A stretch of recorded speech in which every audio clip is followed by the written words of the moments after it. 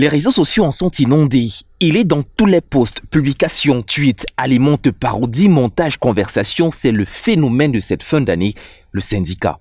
Pour les non-initiés, c'est une sorte de réseau qui réunit des hommes, pas toujours très portés sur la galanterie ou le romantisme, agissant selon un code de bien à eux dans leur rapport avec les femmes. Mais ce qui rassemble et divise en ce moment, c'est ceci. 2000 francs. Cette somme d'argent est selon le syndicat tout ce à quoi la femme aurait droit lorsqu'elle rendrait visite à son homme. L'annonce se prête à toutes sortes de montages, illustrant ici des syndicalistes modèles qui respectent la loi et son esprit, et là-bas ce qu'il en coûte de trahir la confrérie. L'homme derrière cette création, le voici, Emmanuel Guy, plus connu sous le nom de Suspect 95, jeune artiste ivoirien qui met en chanson dans un style satirique les rapports entre hommes et femmes. Pour démarquer la communauté qui le suit des autres fans, il crée donc le concept syndicat. S'il est devenu viral ces derniers jours, la récente décision du syndicat reste pour l'heure confinée sur les plateformes numériques ou à tout le moins dans le coffret blague. Par ailleurs, beaucoup moins virtuel, c'est la mort de la campagne du président du syndicat, annoncée via un tweet par le rappeur ivoirien. Le premier syndicaliste devrait donc être absent des réunions pour un certain temps et dans le sillage, il a appelé ses millions d'adhérents à observer une période de recueillement pour le repos de sa compagne. Parce que y a le syndicat Frédéric Kassim, Martial à la tête. Ababi ici faites la différence. Ibrahim Ziggy. Parce que y a le syndicat.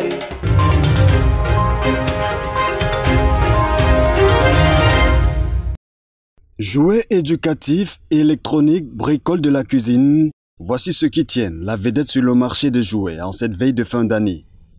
Les tablettes et les ordinateurs, bon, c'est ce qu'on a besoin sur le marché, il n'y en a pas. Ce sont les jouets éducatifs, par exemple comme les ordinateurs, les jeux de lettres, les puzzles. Il y a même les trucs de ABC qui comptent de 1, qui enseignent, qui prennent les clés USB qu'il n'y a pas sur le marché. Les plus demandés, oui, mais paradoxalement, le marché ne fait pas jeu égal avec la demande de sa clientèle. Entre la pénurie qu'est subie le secteur, la cherté des articles, commerçants et consommateurs ne tirent pas encore le meilleur profit. Généralement, ce genre de jouets coûte cher. Et du coup, sur le marché, nous n'avons pas tous ces jouets-là. Nous avons plus les jouets, un peu comme les motos. Les jouets même qu'on attendait même ne sont pas arrivés. Et les parents veulent surtout plus les jouets éducatifs. Bon, quand tu montres une voiture qui n'a pas peut-être un truc qui doit enseigner l'enfant, le parent te dit toujours non, non, non, non, non, non.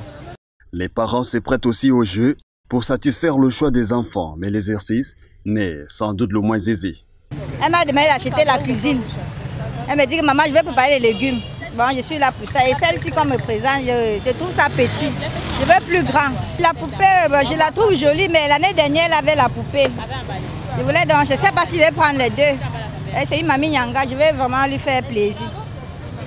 La chasse aux jouets est donc lancée avec des mini-ordinateurs portables, tablettes, Monopoly et semblables qui prennent le devant sur le marché des best-sellers.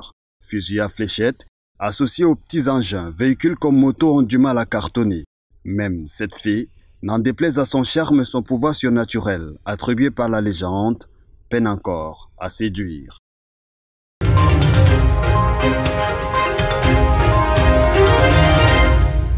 Douala a la réputation d'être une cité frondeuse, une ville où l'incivisme a droit de cité. Le maire de la ville veut effacer cette étiquette empreinte d'ignominie. L'occasion faisant le larron, le docteur Roger Mbassading profite des derniers jours de l'année pour rendre la deuxième ville du Cameroun plus gaie, plus joviale, plus accueillante, bref, plus festive, à travers un concept au nom évocateur, Douala Fiesta. L'initiative du premier magistrat de la cité économique vise à joindre l'utile à l'agréable. Le plaisir que procure le festival Douala Fiesta n'est pas réservé à une frange de la population. La fiesta ne sera pas concentrée sur un seul site. Il va se dérouler simultanément sur 4 des 6 arrondissements de la ville de Douala, les sites ayant préalablement été arrêtés. Les populations de Douala 1er et 2e auront pour point de festivité le stade de Sopo de Bonapriso. Les populations de Douala 3, le site de Mbanga Japoma. Quant aux populations de Douala 4e, la place d'Insame à Bonasama leur est consacrée. Et enfin, les occupants de l'île de Manoka convergeront à l'esplanade de la mairie. Au menu de Douala Fiesta, concert géant, élection mixte de chaque arrondissement, danse patrimoniale, entre autres. 20 000 visiteurs sont attendus sur chacun des 3 sites continentaux et 6 000 à l'île de Manouka.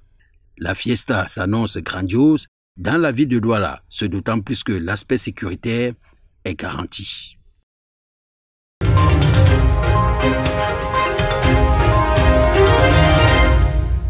Sous l'initiative des ministères de l'Éducation de base et des enseignements secondaires avec l'appui de l'UNESCO et ses partenaires se tient un atelier national de renforcement des capacités des directeurs d'école en management et leadership scolaire en temps de crise. À Douala, c'est l'école publique de Bipanda Groupe 2 qui sert de cadre aux travaux ouverts le 14 décembre. Les chefs d'établissement de l'éducation de base des départements du Vouré et du Nkami ont reçu des instructions sur l'attitude à développer en général et sur la conduite à tenir par temps de crise en particulier. Notre travail porte sur environ 9 leçons ou exposés. Donc, la première leçon, c'est sur les fonctions d'un directeur d'école. Qu'est-ce qu'il doit faire? Quelles sont les compétences d'un directeur d'école? Et nous allons loger toutes les activités dans 4 domaines. Le domaine administratif, domaine pédagogique, domaine partenarial, social et environnemental. Pour un directeur, qu'il soit en zone de conflit ou de peur relative, ce recyclage aura vraiment été opportun. Ce séminaire organisé par l'UNESCO nous apporte les notions de base pour renforcer nos capacités d'être des bons leaders. Parce qu'un bon leader doit être celui-là qui écoute, qui sait censurer et qui sait prendre des décisions à temps. Pour le compte du littoral, ils sont 770 directeurs d'école soumis à ce recyclage. La Sanaga maritime et le Mungo bénéficiant des mêmes modules pour les sous-systèmes francophones et anglophones.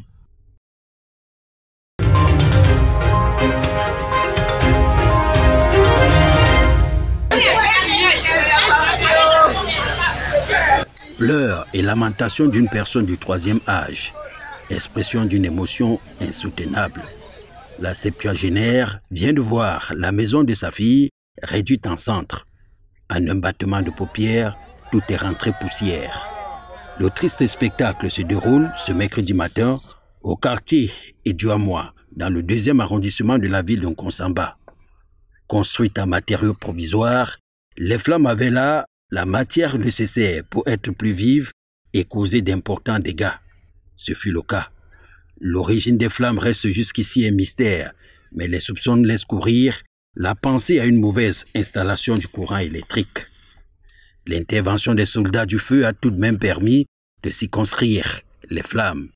Le manque d'eau criard que connaît l'arrondissement de Nkonsamba 2e a été un handicap pour les populations, incapables d'intervenir avant l'arrivée des soldats du feu. La propriétaire de la maison, quant à elle, n'a pas supporté le choc. Victime de malaise, elle a été conduite d'urgence à l'hôpital de Nkonsamba.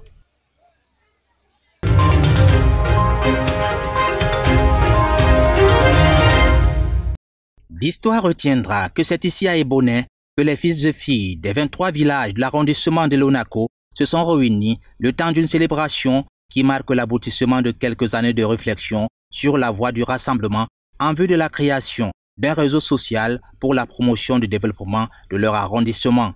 Il ne s'agit pas ici de célébrer une victoire ou un succès, mais il s'agit d'inscrire dans le cœur des enfants du Lonako qu'à compter d'aujourd'hui, ils doivent se préparer chaque année à se retrouver ensemble pour penser le développement de leur arrondissement.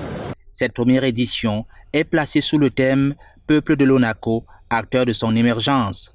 Il s'agit pour les fils et filles de cet arrondissement de s'arrêter pendant quelques jours pour jeter les bases de leur émergence.